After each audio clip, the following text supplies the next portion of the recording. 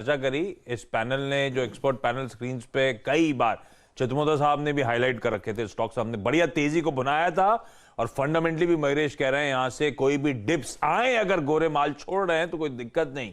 इन stocks अगर ठंडे पड़ते हैं तो दरअसल खरीदारी करने के आपको बेहतरीन मौके मिलेंगे। और क्योंकि एबीबी सीमेंस की बात छेड़ दी, ये एमएनसीज की बात छेड़ दी, तो एक मेरी तरफ से भी लार्सन एंड टूब्रो, जरा हम लोग स्टॉक्स न्यूज की तरफ बढ़ रहे हैं और शुरुआत कर रहा हूं एलएनटी के साथ।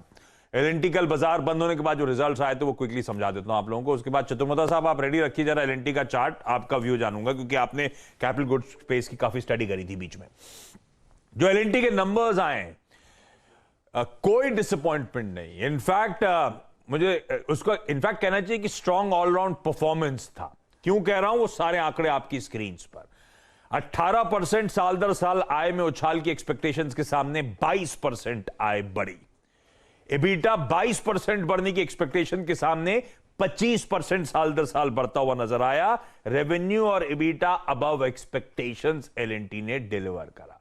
Margins in line with expectations हैं। और ध्यान रखें, स्ट्रॉन्ग एग्जीक्यूशन दिखा इंफ्रा सेगमेंट में।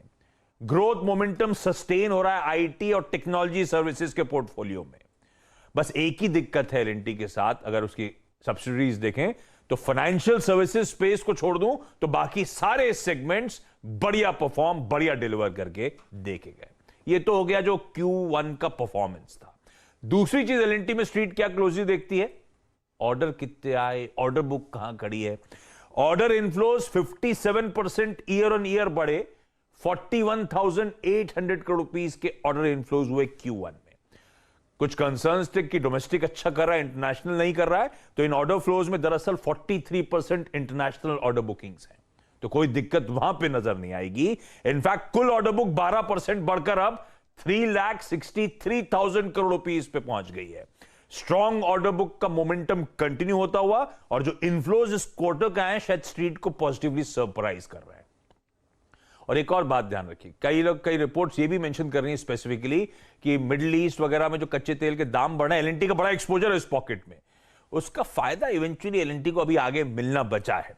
मैनेजमेंट ने 12 से 15% ऑर्डर इनफ्लो और रेवेन्यू ग्रोथ की गाइडेंस जस्ट की तस मेंटेन करी, तो नंबर्स अच्छे। बस एक ही चीज देखनी है कि 21 जून को 1,500 रुपए वाला स्टॉक आज 1,750 रुपए पे एक महीने डाउन द लाइन खड़ा हुआ है, तो अच्छा मोमेंटम। साल की चार्ट दिखाइएगा, नंबर से पहले का अच्छा मोमेंटम, कैपिटल गुड्स की सेक्युलर रैली का फायदा एलएनटी भुना चुका है।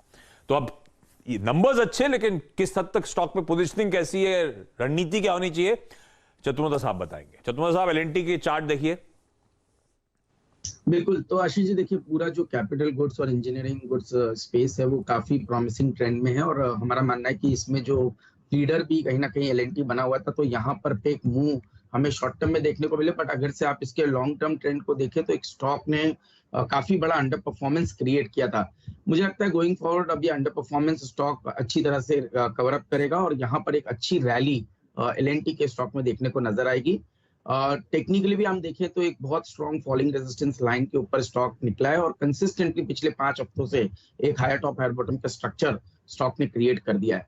मेरा मानना है 1690 रुपए पे अब एक बहुत ही बेहतरीन सपोर्ट एलएनटी के अंदर में नजर आएगा और स्टॉक इवेंचुअली 1950 से लेकर 2000 की ट्रेजेक्टरी में एंटर होता हुआ मुझे नजर आता है। तो मैं डेफिनेटली समझता हूँ कि करंट लेवल्स पर या कोई भी डिप जिसको 1700 तक लेके जाए वो एक अपॉर्चुनिटी होगी जहां पर लॉन्ग पोजीशंस एलएनटी में बनाना चाहिए।